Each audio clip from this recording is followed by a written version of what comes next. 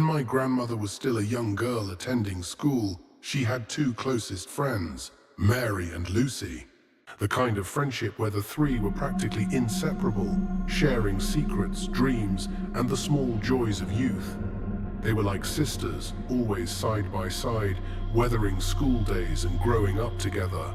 As time passed, their lives began to diverge in ways none of them expected. Mary met Nicholas, a handsome, strong young man known for his hard work and honest nature.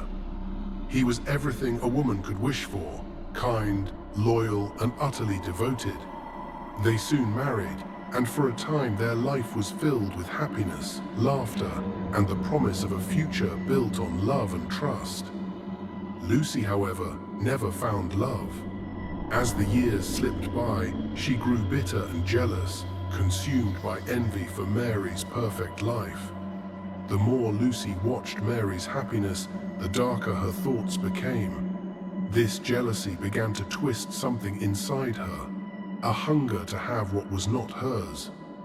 One cold autumn evening, desperate and driven by shadows of envy, Lucy sought out a woman whispered about in the village, a witch. The villagers spoke of her in hushed tones, warning against her powers, but Lucy did not care. She was ready to go to any lengths to steal Mary's life. The witch listened carefully and then offered a sinister plan. She spoke of a ritual, dark and ancient, that would sever Mary's hold on Nicholas forever. The key, she said, was a photograph of Mary, which Lucy would have to place inside a coffin during a funeral. Only then would the spell take root. Lucy found the only photograph she could, one where she and Mary were both pictured, smiling and young. With trembling hands, she carefully cut out her own image, leaving only Mary's face staring back at her from the torn photo. Then, under the cloak of night, Lucy sneaked into the local cemetery during a funeral, slipping the photo inside the coffin. In the weeks that followed, strange things began to happen.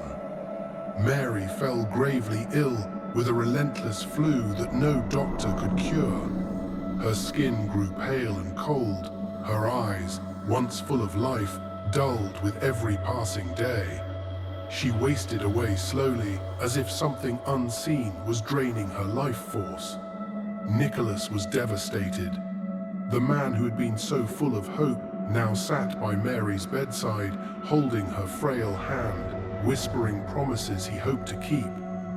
Yet, amid his grief, Lucy appeared, the shadow in the corner, offering comfort, a shoulder to cry on. Before long, Mary's heart stopped beating, and she was buried deep in the earth, the photo hidden forever with her in the coffin. Nicholas, crushed by loss, found solace in Lucy's arms. They married shortly thereafter, but the peace was fragile and fleeting. One hot summer day, while working the garden behind their home, Lucy accidentally cut her left hand on a rusty nail. The wound was small at first, but soon the pain grew unbearable. Her hand swelled grotesquely, red and inflamed, as if some dark force had taken hold. Doctors were baffled. No treatment worked. The infection seemed unnatural, spreading rapidly, poisoning her entire body. Night after night, Lucy dreamed of Mary, pale and ghostly, her eyes filled with silent accusation. Then, one evening, while rummaging through old belongings, Lucy found the very photo she had altered, the one she had placed in the coffin. As she stared, a chill ran down her spine.